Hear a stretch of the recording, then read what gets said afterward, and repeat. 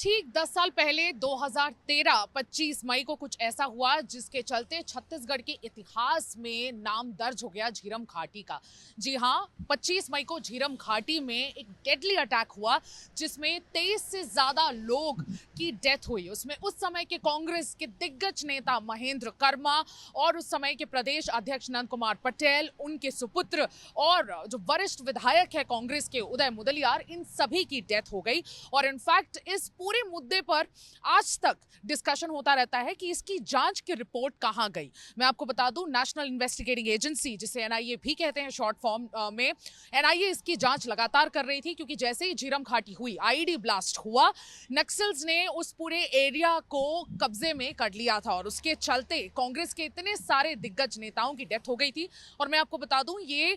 उस समय हुआ था जब वो अपनी खुद की परिवर्तन यात्रा निकाल रहे थे। कांग्रेस उस समय 2013 के इलेक्शन के ठीक पहले मई के महीने में ये इंसिडेंट हुआ था और उससे ठीक पहले परिवर्तन यात्रा कांग्रेस निकाल रही थी बस्तर के इलाकों में अपनी अच्छी पकड़ बनाने के लिए। 2008 के बाद कहा जा रहा था कि 2013 में शायद हो सकता है कांग्रेस की सरकार आ जाती, लेकिन उस समय परिवर्तन यात्रा निकालते हुए उस एक झीरम घाटी के रास्ते से जाते हुए इतना बड़ा ब्लास्ट हुआ कि आज तक लोग उस इंसिडेंट के बारे में सोचकर लोगों की रूह कांप जाती है। बहुत सारे दिग्गज कांग्रेस नेता जिनका मैंने आपको नाम बताया, उन सभी की डेथ हुई और कांग्रेस के बहुत बड़े, इनफैक्ट जो लीडरशिप है वो पूरी वाइप आउट होकर खत्म हो चुकी थी इस पूरे इंसिडेंट में। इसके बाद जो जांच है वो उस समय की बीजेपी सरकार ने एनआईए को सौंप दी थी और एनआईए की रिपोर्ट के बारे में आए दिन चर्चा होती रही है और एनआईए की रिपोर्ट आए दिन एक पॉलिटिकल मुद्दा भी बनी है, जिसको लेकर दोनों ही पॉलिटिकल पार्टीज के नेता एक दूसरे पर निशाना साधते हुए भी आए हैं। लेकिन आज कुछ ऐसा हुआ जिसके चलते कांग्रेस को मौका मिल गया कि वो खुशी से ट्वीट कर सके। जी हाँ, छत्तीसगढ़ के मुख्यमंत्री भूपेश बघेल ने आज ट्वीट किया क्योंकि सुप्रीम कोर्ट का ये वर्डिक्ट आया कि अब झीरम घाटी की जो जांच है वो छत्तीसगढ़ पुलिस कर सकेगा। इनफैक्ट एनआईए, अभी तक मोनोपोली थी एनआईए की, और इनफैक्ट मोनोपोली इस हक से कह सकते हैं कि एनआईए ने रिसेंटली सुप्रीम कोर्ट को दस्तक भी दे दी थी, ये कहते हुए कि झीरम घाटी पे कोई भी किसी भी प्रकार के जांच का हक सिर्फ और सिर्फ नेशनल इन्वेस्टिगेटिंग एजेंसी को है। लेकिन आज सुप्रीम कोर्ट ने फैसला किया कि ये जो जांच का जो हक है और एफआईआर दर्ज करने का जो हक है वो छत्तीसगढ़ पुलिस को दिया जाए, क्योंकि एनआईए की रिपोर्ट अभी तक सामने नहीं आई थी और इसके चलते काफी खींचातानी दोनों पॉलिटिकल पार्टीज में देखी जा रही थी। आइए सुनते हैं जो कांग्रेस शासन के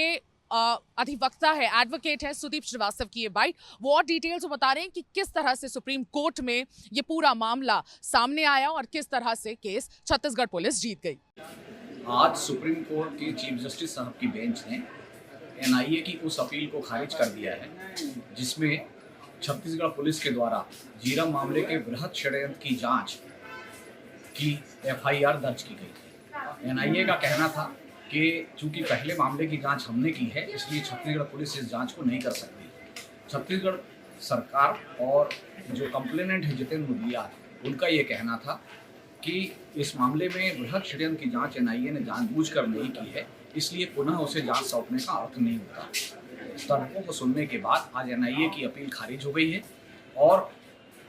अब इस मामले की जांच, बृहद षड्यंत्र की जांच छत्तीसगढ़ पुलिस कर सकेगी। जैसा कि आप सुन सकते हैं, कुछ पेचीदा चीजें हुई, जैसे कि उदय मुदलियार जो कांग्रेस के लीडर है जिन्होंने अपनी जान गंवा दी थी उस पूरे झीरम घाटी में, उनके सुपुत्र गए थे बस्तर कलेक्टर के पास और इनफैक्ट एसपी के पास भी वो गए। एसपी के ऑफिस में भी उन्होंने दस्तक दी, ज्ञापन सौंपा, कलेक्टर के पास भी उन्होंने ज्ञापन सौंपा और इस चीज का ज्ञापन सौंपा कि छत्तीसगढ़ पुलिस एफआईआर लॉन्च करे पूरी झीरम घाटी में, क्योंकि कुछ भी इस रिगार्ड में हो नहीं रहा था, तो इसलिए एफआईआर लॉन्च करने की उन्होंने दरख्वास्त की और इसी को लेकर एनआईए अगेंस्ट इस पूरे डिसीजन के अगेंस्ट सुप्रीम कोर्ट जा पहुंची। और जब सुप्रीम कोर्ट जा पहुंची तब सुप्रीम कोर्ट ने फैसला लिया कि एनआईए के पास अब झीरम घाटी के जांच का हक नहीं है, बल्कि ये हक छत्तीसगढ़ पुलिस के पास चला गया है। इसके चलते भूपेश बघेल ने ट्वीट किया और कहा कि आज सुप्रीम कोर्ट ने न्याय किया है झीरम घाटी के मामले पर और झीरम घाटी में जितने लोगों की डेथ हुई है उनके लाइफ के साथ न्याय हुआ है और जल्दी छत्तीसगढ़ पुलिस अपनी जांच करके इस पर रिपोर्ट सामने लाएगी और जो भी दोषी थे उन सभी को हिरासत में लेगी। बीजेपी का इस पर अब तक रिएक्शन नहीं आया है, लेकिन झीरम घाटी एक बहुत बड़ा इंसिडेंट छत्तीसगढ़ के इतिहास में रहा है। अब तक का सबसे बड़ा नक्सलवाद नरसंहार रहा है, मैसेकर रहा है, और इस मैसेकर के चलते बहुत बड़ा जो इनफैक्ट नक्सलवाद को बहुत ज्यादा हवा मिल गई थी, और ये बहुत बड़ा एक इलेक्टोरल मुद्दा बनकर भी उभर रहा था। इनफैक्ट इस बार भी परिवर्तन यात्रा कांग्रेस ने उसी रास्ते से निकाली और बीजेपी ने भी उस रास्ते पर अपनी यात्रा निकालने की कोशिश की, और दोनों ही सरकार बहुत ही सेंसिटिवली उस एरिया का दौरा करने निकले थे। लेकिन इस बार भी हम देख रहे हैं कि किस तरह से नक्सलवाद अभी भी थमा नहीं है, बहुत सारे पॉलिटिकल किलिंग्स अब भी जारी हैं। लेकिन झीरम घाटी पर एक अहम फैसला आने पर लोग, आज जो कांग्रेस के लोग हैं, उनमें एक जश्न का एक रीजन जरूर मिल गया है। मैं सुमी राजपुन, वीडियो जर्नलिस्ट राघवेंद्र पांडे के साथ आज के राउंड अप में बस इतना ही। बने रहिए छत्तीसगढ़ तक पर। नमस्कार, जय जौहर।